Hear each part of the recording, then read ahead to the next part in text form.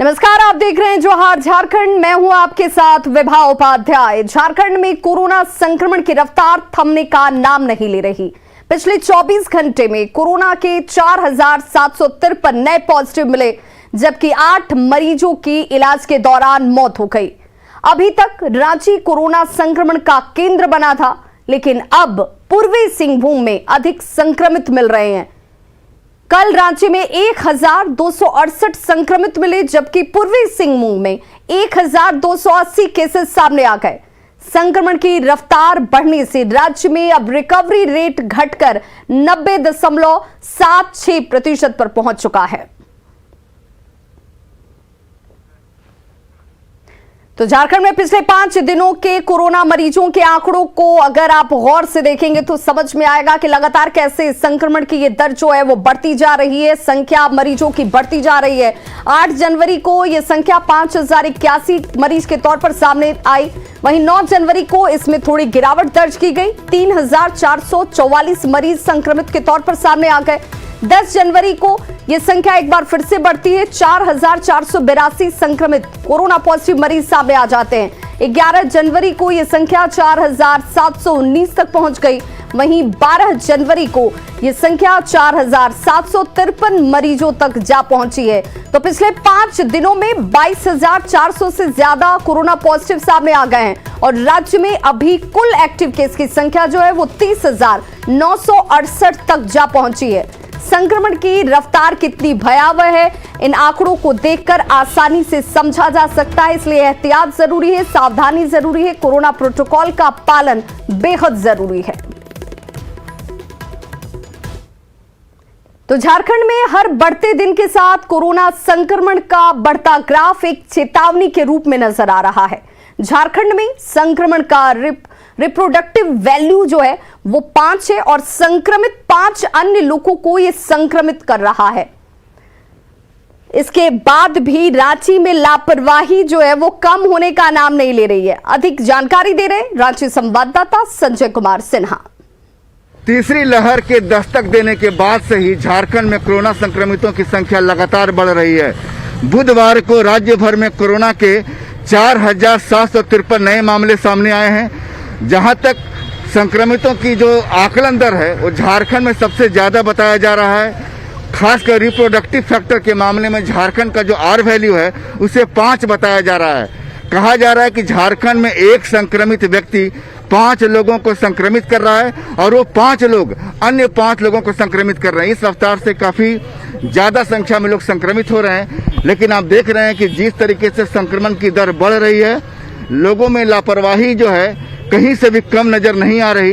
हम इसमें मौजूद है राजधानी रांची के मेन रोड में और आप देख रहे हैं कि सुबह जो लोग खरीदारी करने के लिए बाहर निकले हैं, किस तरीके से मास्क को लेकर लापरवाह हैं।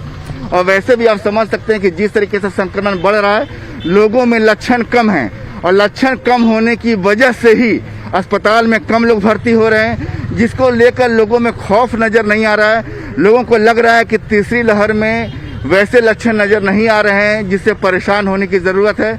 जिसके बाद मास्क को लेकर के जिस तरीके से लापरवाही है, लोग यहाँ मीडिया का कैमरा खुलने के बाद ही एक तरीके से हल्ला होता है कि मास्क पहन लो और लोग मास्क पहनना शुरू करते हैं। आप देख रहे हैं कि जो लोग बाजार में यहाँ पहुँचे हैं, आप लगातार यहाँ पर जो है मास्क लगाना जरूरी नहीं है क्या? मास्क लगाता हूँ, मैं पैकेट में चाय पी रहा हूँ। अच्छा, हर हाल में मास्क लगाना है। मैं लोग तो 20 बोल रहे सबको कि मास्क लगा। चाय घूम घूम कर पीते हैं क्या? ये बगल से मंगवा लिए, थोड़ा कचड़ा के लेके नहीं घुस रहे। देख रहे हैं कि मास्क नहीं लगाने के 1000 बहाने हैं, लेकिन कोरोना का जो संक्रमण है, वायरस है, वो बहानों को नहीं सुनता है, सीधे संक्रमित करता है, जान लेता है। लोग लापरवाह हैं। अगर संक्रमण को रोकना है तो सबसे पहले लापरवाही को रोकना होगा। कैमरामैन संजीव तिवारी के साथ संजय कुमार सिन्हा, न्यूज़ 18 रांची।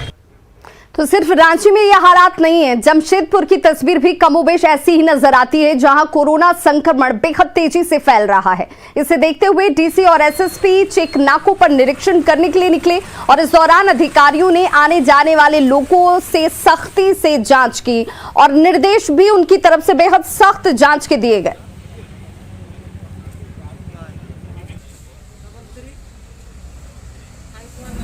हम अपने परिजनों को ही खो रहे हैं। कहीं ना कहीं अपनी लापरवाही से अपने एल्डरली को, अपने बूढ़े को या अपने बीमार परिजन को हम लोग खो रहे हैं। तो ये बहुत ज़्यादा ज़रूरी है कि अगर हम लोगों को अपने चाहने वालों को बचाना है, अपने परिजनों को बचाना है, तो स्वयं पे भी नियंत्रण रखना पड़ेगा, अनुशासन रखना पड़ेगा और कोविड अप्रोप्रिएट बिहेवियर का अक्षरता अनुपालन करना ही पड़ेगा, ताकि ये संक्रमण की दर जो है वो कम हो और इवेंचुअली जो है कोरोना की जब से बाहर निकले। कांग्रेस के कार्यकारी प्रदेश अध्यक्ष बंधु तिर्की ने रांची में चान्हो सामुदायिक स्वास्थ्य केंद्र का निरीक्षण किया और कोरोना संक्रमित मरीजों के इलाज से संबंधित तैयारियों का जायजा उनकी तरफ से लिया गया। बंधु तिर्की ने इस मौके पर कई तरह के दिशा निर्देश भी दिए हैं।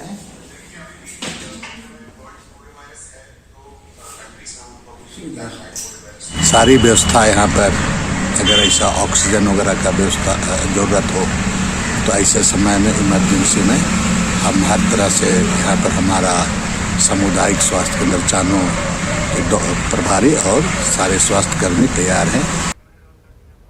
नक्सली संगठन पीएलएफआई को विदेशों से हथियार की आपूर्ति होती है। रांची पुलिस की गिरफ्त में आए 8 उग्रवादियों से मिली जानकारी में यह बड़ा खुलासा सामने है और पुलिस ने गिरोह के 8 सदस्यों के पास से देखिए 77 लाख रुपए कैश बरामद किया है।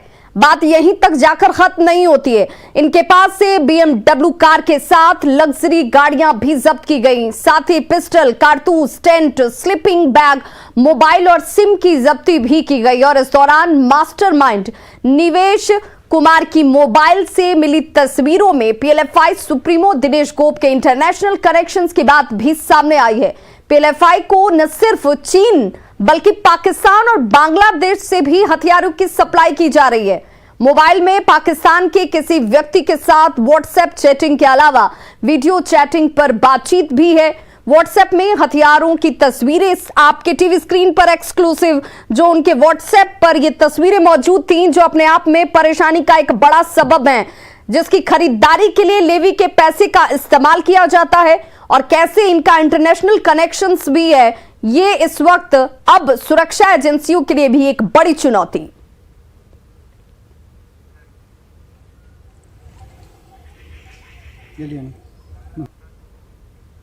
झारखंड में अब राशन कार्डधारियों को हर माह राशन लेना अनिवार्य कर दिया गया है। खाद्य सार्वजनिक वितरण एवं उपभोक्ता विभाग ने इस बारे में आदेश पत्र जारी किया है। हालांकि पीटीएस दुकानदार संघ की तरफ से इसका विरोध अब शुरू हो चुका है। संघ का यह मानना है कि नए आदेश से लोगों की परेशानियां बढ़ जाएंगी। अगर आप झारखंड के राशन कार्डधारी हैं तो आपके लिए ये जरूरी सूचना है। अब आपको हर माह अपने जन वितरण प्रणाली की दुकान से राशन लेना अनिवार्य होगा। अगर आप माह की पहली तारीख से अंतिम तारीख तक राशन का उठाव नहीं करते हैं तो आप अगले महीने में उस राशन का हकदार नहीं होंगे। खाद्य सार्वजनिक वितरण विभाग ने इस बाबत आदेश पत्र जारी कर दिया है। विभाग का ये आदेश जनवरी 2022 से लागू होगा। नियम आया है कि अभी हर महीना में राशन लेना है, और नहीं तो पहले हम पिछले 2 महीना का भी देते थे, अब नहीं दे सकते हैं। क्यों? क्या बोल रहा है विभाग? क्योंकि माल वहाँ से कट के आएगा। कैसे समझा रहे हो लोगों को? क्या बता रहे हो? बता रहे हैं कि हर महीना में राशन उठाना है, जनवरी का जनवरी में, फरवरी का फरवरी में। विभाग के इस आदेश का जन वितरण प्रणाली दुकानदार संघ ने विरोध किया है। संघ का मानना है कि इस आदेश के बाद बड़ी संख्या में योजना के लाभुक राशन पाने से वंचित रह जाएंगे। नए आदेश के बाद लोगों की परेशानी बढ़ेगी। वर्तमान में हमारे जो कार्डधारी हैं, आज शादी ब्याह है, मरनी जीनी है, कभी लोग आ पाते 1 महीना, कभी नहीं आ पाते हैं। यह जो योजना चल रहा तो उसको यथावत रखने का काम करे, ताकि उनकी जो सोच है कि हमको नीचे स्तर तक के कार्डधारी के बीच पहुंचना है, उसमें कहीं न कहीं ब्रेक लगेगा ये योजना से। नए आदेश के बाद करीब 60 लाख राशन कार्डधारियों के बीच इसकी सूचना की जिम्मेदारी पीडीएस दुकानदार पर बढ़ गई है। खासकर ग्रामीण इलाकों में लाभुकों को इसकी सूचना समय पर देना जरूरी है। यही वजह है कि पीडीएस दुकानदार हर लाभुक को अब राशन के साथ साथ विभाग के नए आदेश की जानकारी दे रहे हैं। 1 से 2 महीना का मिलेगा? क्या बोल रहा है? नहीं मिलेगा, क्या है? अभी नया नियम आया है ना। अच्छा, पहले तो मिल जाता था 1 महीना का 2 महीना का भी, लेकिन अब नहीं मिलेगा। ये आपके लिए फायदेमंद है कि नुकसान है? फायदा है, हर महीना ले लीजिएगा। हाँ। ये बात सही है कि विभाग ने योजना को पारदर्शी बनाने और योजना के नाम पर जारी कालाबाजारी को रोकने के लिए ये कदम उठाया है, पर इस बात से भी इनकार नहीं किया जा सकता है कि नेटवर्क प्रॉब्लम की वजह से बायोमेट्रिक सिस्टम के फेल हो जाने से ग्रामीण क्षेत्र के लाभुक राशन से वंचित रह जाएंगे। न्यूज़ 18 के लिए रांची से अविनाश कुमार की रिपोर्ट। गिरिडीह में तीसरी प्रखंड के पलमरुआ पंचायत के 5 डीलरों ने दिसंबर माह का राशन कार्डधारियों में नहीं बांटा। यह खुलासा डीलरों ने जन सुनवाई के दौरान खुद किया। दरअसल पलमरुआ मिडिल स्कूल कैंपस में सभी कार्डधारियों ने जन सुनवाई आयोजित की, जिसमें 5 डीलरों ने सार्वजनिक रूप से अपनी गलती को माना और दिसंबर महीने का अनाज नहीं बांटने की बात को स्वीकार किया। अब इस मामले में डीलरों के खिलाफ रिपोर्ट डीसी को भेजी जा रही है। दिसंबर महीना का अनाज जो है सो डीलरों के द्वारा बेचा गया, इसलिए पब्लिक के द्वारा स्वयं जन सुनवाई करके प्रखंड विकास पदाधिकारी, अंचलाधिकारी और एमओ को बुला करके डीलरों ने दिसंबर माह का अनाज को बेचा, इसको खुद स्वीकार किया और उन्होंने कहा माफी मांगते हुए कि हम दिसंबर माह का अनाज जो एक फ्री अनाज और एक रुपये से मिलता है झारखंड सरकार और केंद्र सरकार के द्वारा, वो दिसंबर माह का अनाज जो है सो 2 बार वितरण करेगा। हम लोगों के मन में कुछ असमंजस था कि जनवरी माह प्रारंभ हो गया, दिसंबर माह का अनाज जो है अभी तक प्राप्त नहीं हुआ। इस संबंध में कार्डधारियों को आश्वासन दिया गया, गोदाम से प्राप्त हुआ है, जिसके चलते उसको विलम्ब से चावल ये दिया जाएगा या दिया जा रहा है विलम्ब। रांची में आज सुबह से ही सर्द हवाएं चल रही हैं। बुधवार को हुई बारिश और ओलावृष्टि के बाद से पारा गिरने से कनकनी बढ़ गई है और यही वजह है कि रांची के मोरहाबादी मैदान में आज सुबह काफी कम संख्या में मॉर्निंग वॉकर्स पहुंचे।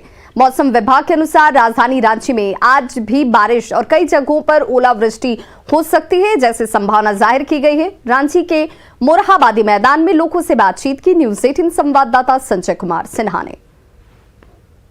बुधवार को ही बारिश और ओलावृष्टि के बाद राजधानी रांची का पारा गिर गया है। गुरुवार की सुबह से ही सर्द हवाएं चल रही है।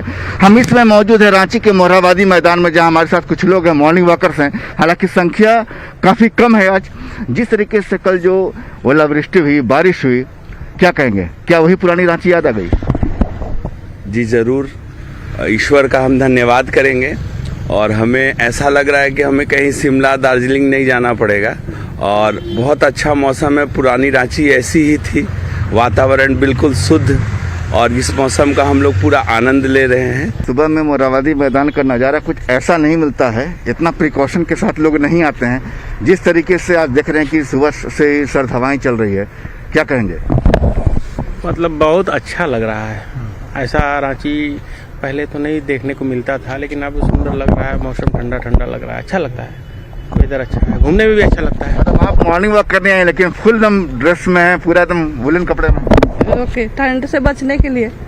हाँ, अच्छा है। शिमला का फीलिंग हो रहा है यहाँ। शिमला का फीलिंग। हाँ। हमारे साथ और भी आप साइकिलिंग करने निकली हैं? वैसे तो रोज ही अच्छा होता है, बट बारिश के बाद एक अलग ही रौनक होता है और काफ़ी, जैसे आज देख रहे हैं हम कि काफ़ी क्लियर है व्यू। जैसे आप हर एक लेका पेड़ वगैरह को ऑब्जर्व करो तो बहुत ऐसे हर पत्ता दिख रहा है, हर, तो ये अपने में एक बहुत बड़ी ब्यूटी है। ठंड भी लग रही है लेकिन घूमना भी जरूरी है। स्वस्थ रहेंगे तभी तो आप कोरोना से भी लड़ेंगे और खुद में तरोताज़ा महसूस करके दिन भर काम ज़्यादा अच्छा से कर पाएंगे। बिल्कुल, बुधवार को जब मौसम ने कुछ ऐसी करवट ली कि गुरुवार की सुबह रांची का मोरहाबादी मैदान भी यह कहता नजर आया कि तुम मुझे मॉर्निंग वॉकर दो, मैं तुम्हें ताजी हवा दूंगा। कैमरामैन संजीव तिवारी के साथ संजय कुमार सिन्हा, न्यूज़ 18 रांची। तो कल हुई बारिश और ओलावृष्टि का असर गोड्डा में भी दिख रहा है। आज सुबह से ही पूरा जिला कोहरे की चपेट में नजर आ रहा है। वहीं धुंध की वजह से दिन में भी गाड़ियों के हेडलाइट जलाकर चलने को लोग मजबूर हैं। ज्यादा जानकारी दे रहे हैं गोड्डा संवाददाता गौरव झा। सर्दी का सितम पूरे देश समेत झारखंड में भी देखने को मिल रहा है। झारखंड के कई क्षेत्रों में रांची राजधानी से लेकर कई क्षेत्रों में कल ओलावृष्टि भी देखी गई और इसका असर जो है वो गोड्डा में भी देखने को मिल रहा है। कल 2 दिनों से बरसात के बाद आज सुबह से ही पूरा शहर, पूरा इलाका कोहरे से ढक चुका है। हम आपको तस्वीरों में दिखाना चाहते हैं कि किस तरीके से जो गाड़ियां आ रही हैं, सुबह का वक्त होने के बावजूद उन्हें लाइट जलाकर चलना पड़ रहा है और इसका एकमात्र कारण जो है वो ये है कि ठंड बढ़ गई है। बरसात के बाद ये ठंड बढ़ी है। कल 2 दिनों से बरसात गोड्डा में भी देखने को मिला था, उसके बाद इस तरीके की असर हुई है। तापमान में भी गिरावट आई है। जिस तरीके से मौसम विभाग के वैज्ञानिकों की माने तो अगले 2 दिनों तक इस तरीके की स्थिति हो सकती है। कल ऐसी स्थिति थी और आज भी ऐसी स्थिति होने की संभावना जताई जा रही है। उन्होंने बताया है कि बरसात के साथ साथ कई क्षेत्रों में इस तरीके के कोहरे देखे जाएंगे सुबह के समय में और पूरा बादल छाया रहेगा। अगर तापमान की हम बात करें तो 12 से 13 डिग्री तक तापमान न्यूनतम जाएगा और अधिकतम तापमान 21 से 22 डिग्री तक बताई जा रही है। इस तरीके की ठंड में लगातार लोग अलाव का सहारा ले रहे हैं और अलाव के सहारे ही इस ठंड को दूर करने का प्रयास कर रहे हैं। गौरव झा, न्यूज़ 18, गोड्डा। जमशेदपुर के जादूगोड़ा में एक ऐसा गांव है जहां बहुत से बच्चे दिव्यांग पैदा होते हैं, जबकि कुछ बच्चे पैदा होने के कुछ दिनों के बाद दिव्यांग हो जाते हैं। गांव वालों का कहना है कि यूरेनियम युक्त पानी पीने से ऐसा होता है, लेकिन यूरेनियम का खनन करने वाली कंपनी इससे इनकार करती है।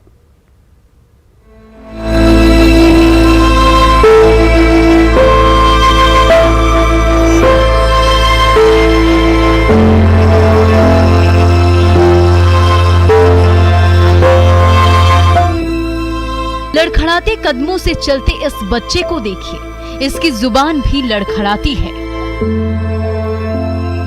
और देखने से मानसिक रूप से कमजोर लगता है।